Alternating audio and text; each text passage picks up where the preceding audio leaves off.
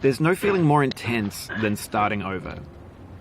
If you deleted your homework the day before it was due, as I have, or if you left your wallet at home and you have to go back after spending an hour in the commute.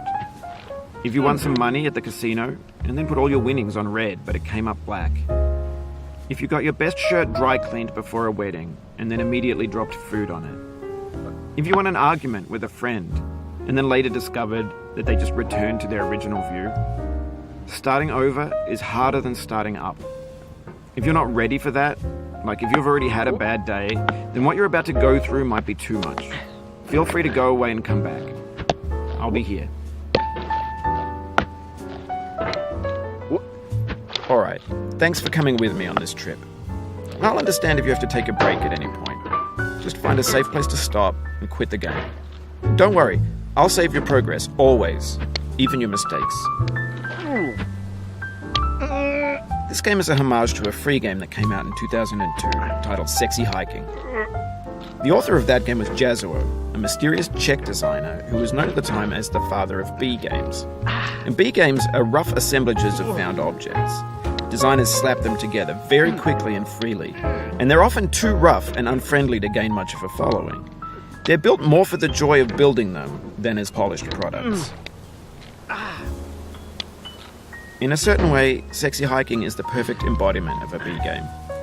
It's built almost entirely out of found and recycled parts, and it's one of the most unusual and unfriendly games of its time.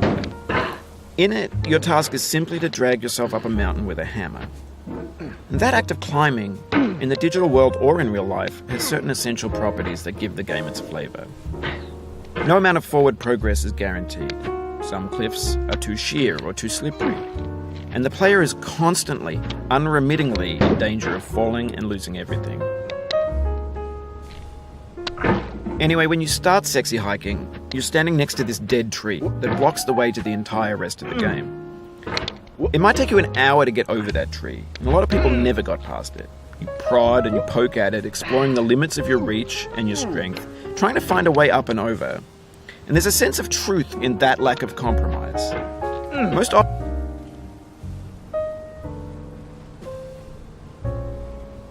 obstacles in video game worlds are fake. You can be completely confident in your ability to get through them once you have the correct method or the correct equipment or just by spending enough time. In that sense, every pixelated obstacle in Sexy Hiking is real.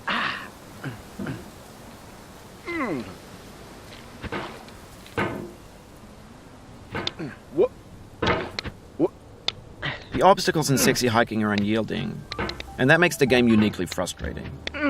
But I'm not sure Jazuo intended to make a frustrating game. The frustration is just essential to the act of climbing, and it's authentic to the process of building a game about climbing. A funny thing happened to me as I was building this mountain.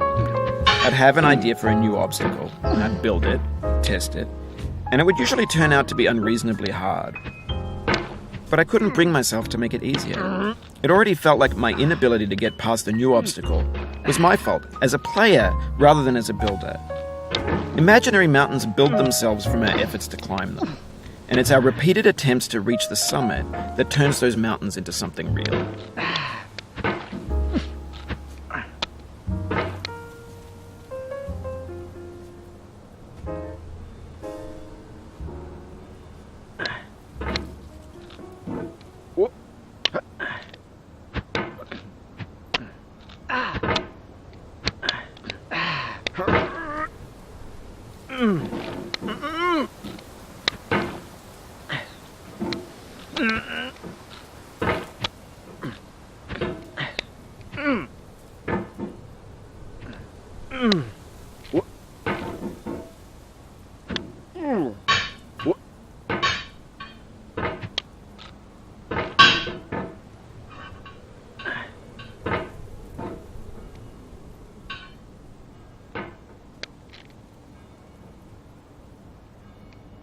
When you're building a video game world, you're building with ideas.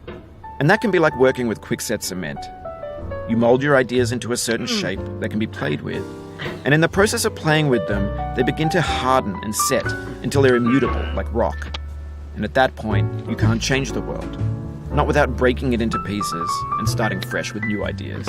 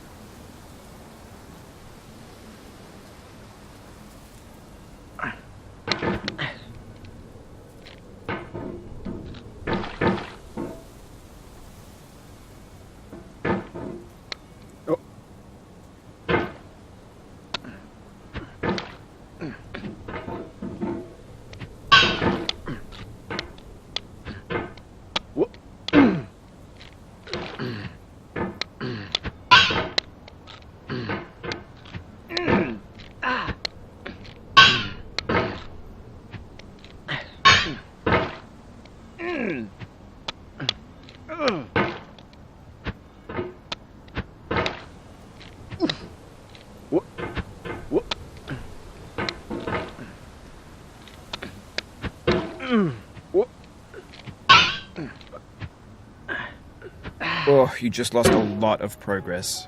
That's a deep frustration, a real punch in the gut.